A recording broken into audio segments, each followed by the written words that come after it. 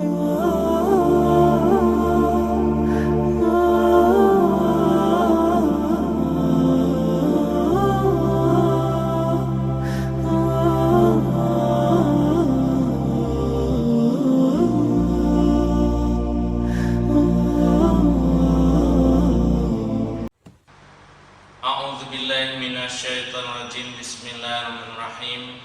Assalamualaikum warahmatullahi wabarakatuh.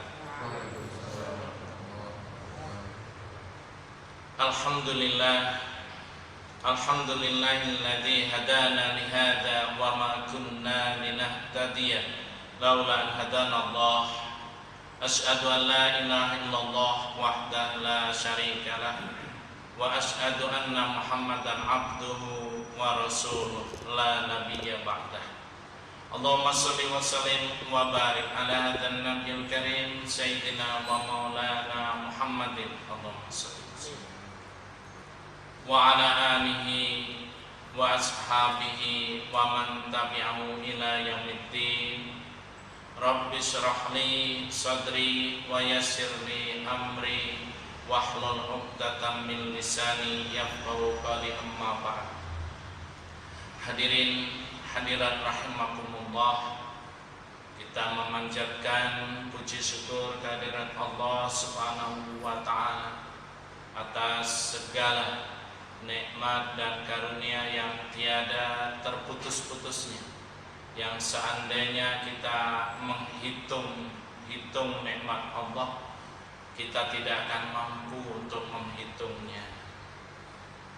Untuk itu, sikap seorang mukmin yang bijak adalah senantiasa bersyukur, karena syukur adalah basic atau dasar, pondasi dari bahagia.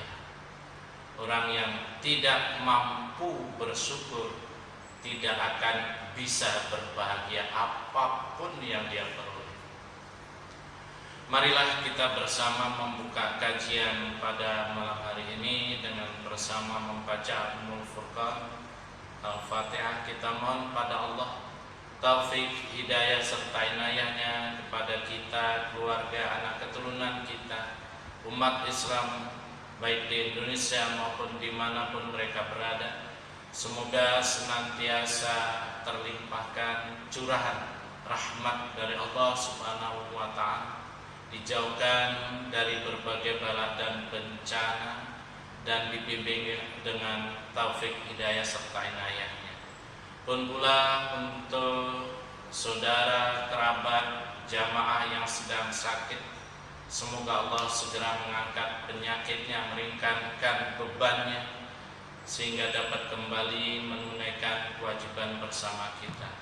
Dan untuk para orang tua, sesepuh, guru, jamaah kita yang telah terdahulu, yang telah dipanggil oleh Allah Subhanahu wa taala, semoga mereka dilimpahkan ampunan di sisi Allah Subhanahu wa taala dan dimasukkan ke dalam surga Allah Subhanahu wa taala.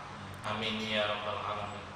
Ala hadzin niyyati wa ala kulli niyyatin salihah wa ila hadratin nabiy Mustafa Rasulillah sallallahu alaihi wasallam. Syamillahi al-Fatihah. Bismillahirrahmanirrahim. Alhamdulillah Ar-Rahmanirrahim. Iyyaka na'budu wa iyyaka nasta'in. Ihdinas siratal mustaqim. Shiratal ladzina an'amta 'alaihim ghairil maghdubi 'alaihim. Hadirin hadirat rahimakumullah, pada malam hari ini insyaallah akan membahas tentang menunaikan amanah. Pada surah An-Nisa ayat 58 sampai 59. A'udzu billahi minasyaitonir rajim. Bismillahirrahmanirrahim. Innallaha ya'murukum an tu'addul amanati ila ahliha. Sungguh Allah memerintahkan kalian untuk menunaikan amanat ila ahliha, kepada yang berhak. menerimanya. Wa idza hakamtum bainan nasi an tahkumu bil adl. Dan kalau menetapkan hukum di antara manusia, hendaknya ditetapkan dengan adil. Innallaha ni'ma ya'idzukum bih. Sungguh Allah, betapa baiknya yang telah dijanjikan untuk kita. Innallaha kana sami'an basira. Sungguh Allah Maha mendengar dan Maha melihat. Innallaha ya'murukum. Sungguh Allah memerintahkan. Al-aslu fil amri lil wujub. Semua perintah pada prinsip dasarnya adalah hukumnya wajib. Adapun larangan itu hukumnya adalah haram. Apa yang diwajibkan oleh Allah? Antu'addul amanati, menunaikan amanat, kewajiban. Sebagai bapak punya amanah terhadap istri, anak-anaknya. Sebagai pemangku jabatan punya amanah untuk menunaikan kewajiban jabatannya. Sebagai anak punya kewajiban amanah untuk berbakti kepada kedua orang tuanya. Sebagai pelajar mengemban amanah untuk senantiasa hormat dan taat pada gurunya. Kullukum ra'in wa kullukum mas'ulun an ra'iyatihi. Setiap kalian adalah pemimpin dan setiap kalian akan dimintai pertanggungjawaban terhadap yang dipimpin. Semua kita sesuai dengan tingkatan. Pada kisah Isra Mi'raj, Nabi diberitahu oleh Allah tentang sebuah pemandangan. Ada orang yang mikul kayu, sudah keberatan, jalannya terseok-seok, minta ditambah lagi kayunya, tambahin lagi. Padahal kayu itu untuk dibawa ke neraka, untuk membakar dirinya. Nah, itulah kebanyakan yang terjadi pada umat di akhir zaman. Dia sudah tidak mampu mengemban amanat itu, memimpin atau apapun bentuknya, tapi pengennya tambah lagi, tambah lagi, tambah lagi. Padahal kalau ditambah ujung-ujungnya dia juga yang akan lebih sulit, dan lebih sulit lagi di saat mempertanggungjawabkan di hadapan Allah Subhanahu wa Ta'ala. Ada banyak kata-kata nyari orang pinter gampang, tapi nyari orang jujur susah gitu. Membikin pinter orang jujur gampang, tapi membuat jujur orang pinter, nah itu lebih susah. Nah, ini di era sekarang gitu ya. Tentu ujung dari semua tanggung jawab amanah itu adalah pertanggungjawaban nanti di hadapan Allah Subhanahu wa Ta'ala. Apapun tugas, kewajiban, kedudukan yang kita miliki. Innallaha ya'murukum an tu'addul amanati ila ahliha wa idza hakamtum bainan nasi an tahkumu bil adl.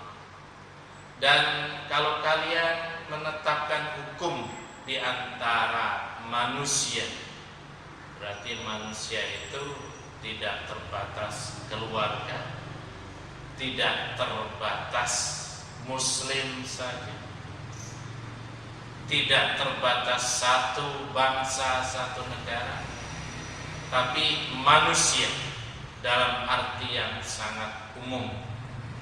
Berarti ini untuk seluruhnya, baik kita yang kita hakimi itu orang muslim, non muslim, keluarga bukan keluarga, kelompoknya bukan kelompoknya, harus antahkumu bil adl, adil.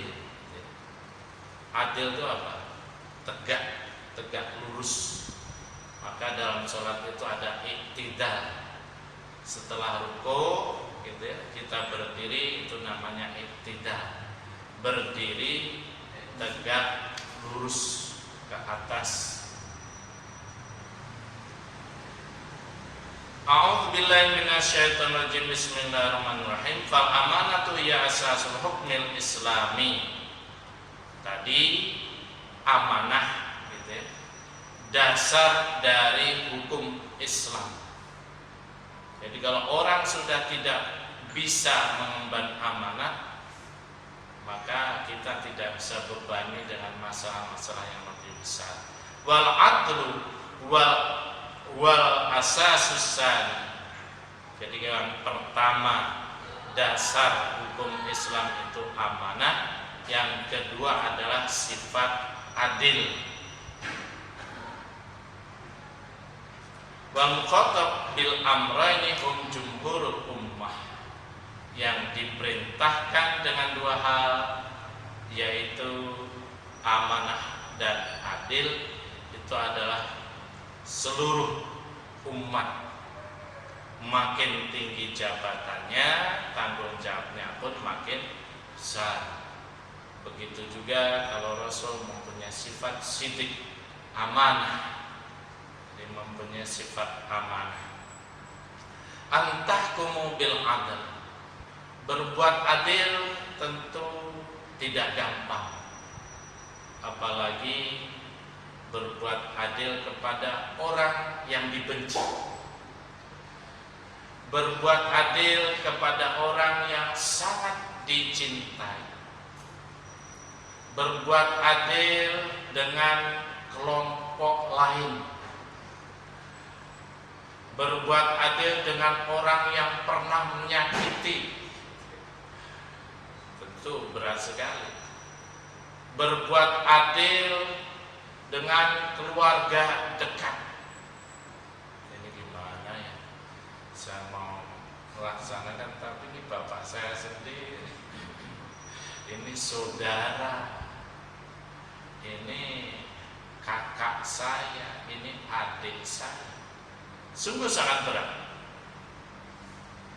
menegakkan keadilan.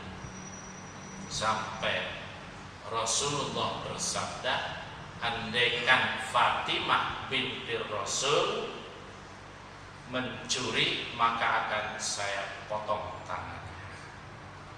Rasulullah, anak sendiri, anak perempuan. Nah, sekarang kita bisa lihat, kira-kira kita bisa berbuat adil enggak? Adil kepada Allah, adil kepada diri sendiri, adil kepada sesama makhluk, apapun bentuknya. Adil kepada Allah, kita tahu berapa nikmat Allah tercurah pada kita, berapa kewajiban yang belum kita tunaikan kepada Allah. Kalau banyak kewajiban-kewajiban yang tidak kita tunaikan kepada Allah, maka kita belum bisa dibilang sebagai adil. Berbuat adil pada diri sendiri. Berbuat dosa itu adalah perbuatan yang tidak adil.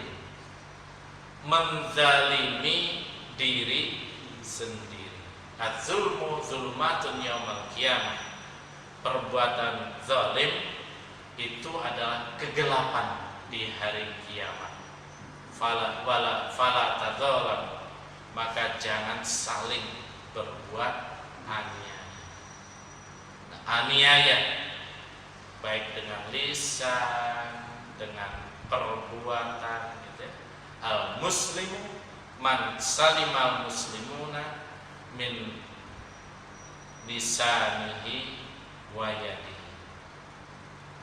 Jadi seorang muslim yang muslim sejati, yaitu yang orang Islam yang lainnya selamat dari mulutnya dan tangannya.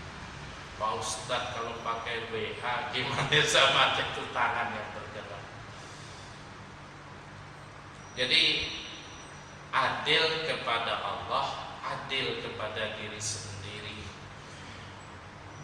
Kita mungkin yang sudah berumur, ada yang nggak boleh makan ini, nggak boleh makan itu. Kalau kita melanggar, berarti tidak adil kepada fisik kita, diri kita sendiri, yang menyebabkan sakit, lemah, dan seterusnya. Adil kepada sesama makhluk, baik itu manusia yang banyak kita bergaul, maupun dengan hewan. Hewan apapun bentuknya, mau ulat, mau babi, mau kambing, sapi, semuanya makhluk Allah. Dia diciptakan oleh Allah. Dia hanya taat kepada Allah. Kau jadi babi, siap ya Allah, saya jadi babi. Kau makan yang kotor-kotor, siap ya Allah, kami makan yang kotor-kotor. Bukan salah babi jadi babi. Jadi kita nggak boleh menganiaya, mencaci maki, gitu. Mukulin nggak salah apa-apa. Pak Ustadz, kan menjijikkan. Mungkin kita kalau bisa bertanya sama babi, kamu lihat saya jijik enggak? Saya jijik ngelihat kamu manusia. Jadi semuanya itu makhluk Allah. Kita diizinkan oleh Allah untuk berbuat, menegakkan keadilan sebagai khalifatullah, wakil Tuhan di muka bumi. Di antara tugasnya menegakkan keadilan kepada makhluk selain manusia. Alam kita berbuat adil. Kalau kita menggunduli hutan, kalau di Jawa udah nggak ada menggunduli hutan, hutannya udah habis. Kalau kita merusak hutan, otomatis jawabannya nanti dampaknya kepada manusia betul-betul real, karena kita tidak berbuat adil. Nah, yang menyebabkan orang tidak adil itu apa? Ya, emosi, ego, gengsi, keinginan yang barangkali tidak mampu untuk ditata oleh diri sendiri. Nah, itulah. Innallaha ni'ma ya'idukum bih. Sungguh amat bagus apa yang dijanjikan oleh Allah. Jadi kalau dunia itu adil gitu ya, Masya Allah, luar biasa. Permasalahannya, nah ini banyak yang bikin ulah gitu ya. Bahkan ada yang senang keributan barangkali gitu ya. Nah, innallaha kana sami'an basira. Ditegaskan oleh Allah, sungguh Allah Maha mendengar dan Maha melihat. Mendengar punya arti yang lebih tajam. Basir, melihat apa saja yang kita lakukan. Dan nanti saatnya kita harus mempertanggungjawabkan semuanya. A'udzu billahi minasyaitonir rajim. Bismillahirrahmanirrahim. Ya ayyuhalladzina amanu, wahai orang-orang yang beriman, panggilan iman. Mungkin yang nggak punya iman langsung berontak karena yang dipanggil yang beriman. Yang beriman kepada Allah, percaya kepada Allah, pada malaikat, pada kitab, pada rasul, pada hari akhir, pada qada dan qadar. Yang nggak percaya, ya sulit. Panggilannya panggilan iman. Apa perintah Allah? Ati'ullah, taatlah kepada Allah. Taat kepada Allah, taat kepada perintah Allah. Perintah Allah di mana? Firman Allah yang pernah kita bahas dalam iman pada kitab suci. Firman Allah tertulis wujudnya Al-Quran. Firman Allah tercipta kun fayakun, wujudnya alam semesta dengan segala hukumnya. Al-Quran kita taati, eksakta alam juga kita taati. Jangan nantang listrik kemudian kita pegang kabel terbuka. Itu termasuk tidak taat kepada sunnah. Nah, kadang-kadang kekurangan pengertian kita, kekurangan dari kita, kalau ada sunnatullah kita nggak heran. Tapi kalau ada yang melanggar sunnatullah baru kita heran. Wah, hebat. Yang hebat itu sebenarnya adanya gravitasi sehingga laut tidak tumpah, semua bisa berjalan di muka bumi, pesawat bisa terbang. Ini hebat. Tapi kita nggak pernah mengagumi, itu mah biasa. Baru kalau ada yang megang setrum listrik nggak kesetrum, wah itu hebat. Yang semestinya kita mengagumi seluruh ciptaan Allah yang sangat luar biasa. Terlebih kalau kita meneliti, akan mendatangkan manfaat, berkah, hikmah, bahkan yang tertinggi kepada ma'rifatullah, mengenal Allah. Tingkatannya tingkatan para waliullah. Kalau sujud, betul-betul merasakan sujud kepada Allah, mendengar kata Allahu Akbar, bergetar hatinya karena tahu siapa itu Allah, menyadari betul. Kenapa kita nggak bergetar hati? Karena kita anggap enteng. Allahu Akbar, Allahu Akbar. Bagaimana hati kita betul-betul menangkap makna dari panggilan itu? Ati'ullah wa ati'ur rasul, taatilah Rasul, yaitu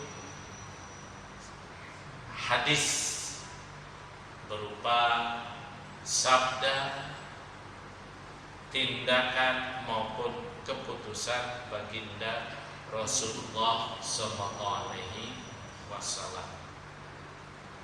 Jadi ada sabdanya, ada tindakannya atau perilakunya, ada juga keputusan dari baginda Rasul. Apa fungsi iman pada Rasul? Rasul adalah teladan bagaimana kita mengaplikasikan Al-Quran, itu dicontohkan oleh Rasul. Dan bahkan di dalam Al-Quran diceritakan kurang lebih 25 para nabi dan Rasul, mungkin tambah Nabi Khidir dan sebagainya. Itu adalah sampel-sampel teladan bagi kita dalam memahami dan mengaplikasikan Al-Qur'anul Karim. Wa ati'ur rasulah, Kalau Rasul masih ada, tentu taat langsung kepada Rasul. Wa ulil amri minkum. Ulil amri, yang memegang pemerintahan, yang mengatur, yang memimpin. Minkum, dari kalian. Kum itu kembali kepada aman, orang-orang yang beriman. Jadi kalau orang kafir ya tidak masuk, nggak termasuk ke dalam minkum ini. Wa ulil amri minkum, yang diberi kuasa untuk memerintah, memimpin. Fa in tanazatum fi syai'in farudduhu ila Allahi war Rasul. Kalau kalian berselisih dalam satu urusan, kembalikan kepada Allah dan Rasulnya. Cari dasarnya dalam Al-Quran dan hadis. Bagaimana memahami Al-Quran?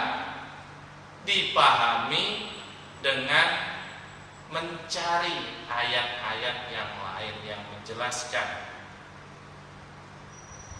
Kalau belum ada, dipahami dengan hadis Rasul. Tentu fungsi akal logika berperan.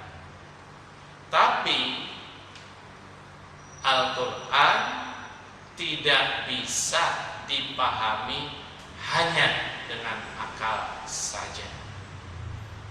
Supaya diingat, digarisbawahi, memahami ayat Al-Quran tidak bisa hanya dengan memakai akal saja. Rasul pernah bersabda, jikalau kalian memahami ayat Al-Quran dengan akal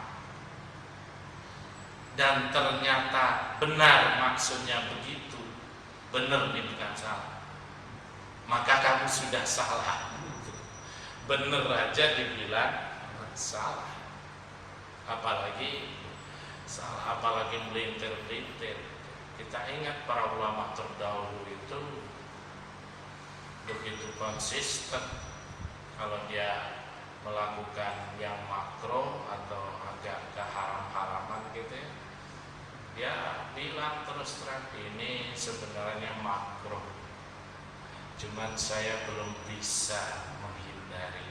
Gentle, jangan sampai gara-gara dia melakukan yang makruh dibilangnya ini mau halal, doang. Nah, itu namanya melintir Al-Quran. Ustaz Hasan Abdullah Sahal menyampaikan, kalau kita makan yang haram, itu dosanya dosa makan haram. Tapi kalau mengatakan yang haram itu jadi halal, itu jadi kafir. Jadi berat. Jangan sampai kita melintir-melintir ayat Al-Quran untuk membenarkan tindakan kita. Tidak dibenarkan dalam syariat agama. A'udzu billahi minasyaitonir rajim. Bismillahirrahmanirrahim. Fa in tanazatum fi syai'in farudduhu ila Allahi war Rasul in kuntum tu'minuna billahi wal yaumil akhir. Kalau kalian benar-benar beriman kepada Allah dan hari akhir. Iman pada Allah selalu bergandengan dengan iman hari akhir. Kenapa? Orang yang iman pada Allah tidak percaya akan hari akhir, hari pembalasan, hari keadilan Allah, ya imannya dipertanyakan. Apalagi percaya pada hari akhir, tidak percaya kepada Allah. Iman pada Allah dan hari akhir adalah satu paket, gak mungkin dipisahkan. Iman kepada Allah berarti iman pada hari akhir. Dzalika khairun wa ahsanu ta'wila. Yang sedemikian adalah baik dan sebaik-baik takwil ataupun pengertian. Jadi jaminan tadi, jaminannya taat pada Allah dan Rasul, ulil amri, itu adalah jaminannya iman kepada Allah. Kalau tidak dilaksanakan, berarti imannya kepada Allah dipertanyakan. Ketaatan kepada Allah, firman Allah, hukum Allah yang diperuntukkan untuk seluruh manusia. Sebenarnya kalau syariat Islam itu dilaksanakan dengan murni dan konsekuen, tidak ada manusia yang teraniaya, walaupun dia bukan orang Islam sekali. Dan itu sudah dicontohkan oleh Rasul dan juga para sahabat, para pemimpin-pemimpin Islam. Islam nggak pernah menjajah, Islam nggak pernah menganiaya. Bahkan tatkala Salahuddin Al-Ayyubi dalam perang salib memperoleh kemenangan, tentara Eropa silakan pulang, bawa semua kekayaan. Padahal tentara Eropa saat datang ke Timur Tengah, ke Palestina, membantai umat Islam luar biasa, nggak balas dendam. Sampai orang kafir pun heran, benar nih kita boleh pulang ini, kok Anda nggak balas dendam? Kami bukan Anda, kami Muslim. Ajaran Allah melarang untuk berbuat adil. Sungguh ini. Jadi sebenarnya nggak ada alasan bagi kita untuk ketakutan kalau syariat Islam itu dilaksanakan, karena itu jaminan keadilan dari Sang Maha Pencipta. Jadi ini yang perlu kita renungkan dan selalu kita kembangkan, menambah iman kita, kedekatan kita kepada Allah, menambah khusyuk dalam beribadah, memberi manfaat kepada sesama, dan seterusnya. Hadirin hadirat rahimakumullah, barangkali cukup sekian apa yang bisa kami sampaikan. Mungkin ada yang ingin menyampaikan sesuatu, kita persilakan.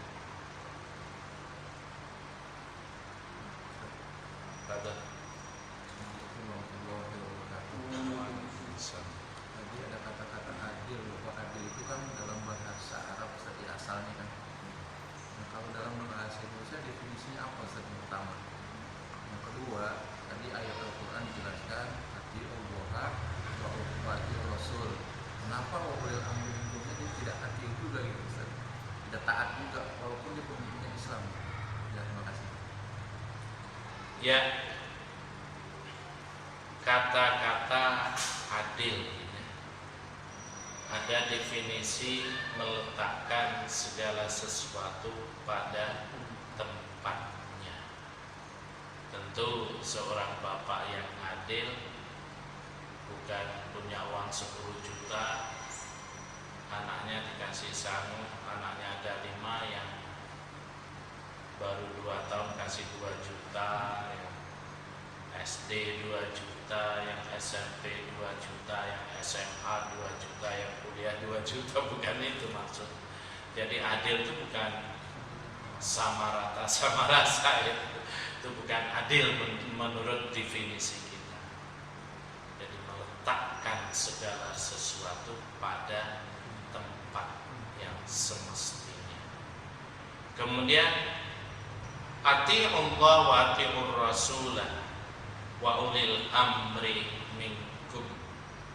Jadi tentu porsi perintah ati'ullah, taatlah kepada Allah, wa ati'ur rasul, taatlah kepada Rasul, wa ulil amri minkum, Kenapa nggak diulang? Barangkali dosisnya mungkin beda gitu. Wallahu alam bisawab. Tapi tetap wawunya itu adalah wawu ataf.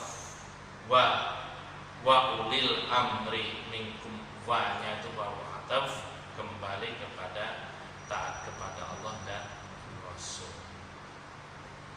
Jadi hanya di situ garis bawahi minkum, dari orang-orang yang beriman. Maka ada kata-kata la ta'ata li makhluqin fi maksiatil khaliq. Tidak ada kewajiban taat kepada makhluk kalau makhluk itu tidak taat kepada Sang Maha Pencipta. Kalau dia sama Allah nggak taat, kita nggak wajib taat. Nah itulah di sini minkum, dari orang-orang yang berilmu dan sebagainya. Segala kebenaran datang dari Allah, kekurangan adalah dari saya secara pribadi. Semoga dimaafkan dan segalanya kita ikhlaskan kepada Allah. Hadanallah wa iyyakum ajma'in. Wassalamualaikum warahmatullahi wabarakatuh. Berjilbablah berjilbab, lebih cantik, lebih manis, lebih sopan, berbusana menurut Islam.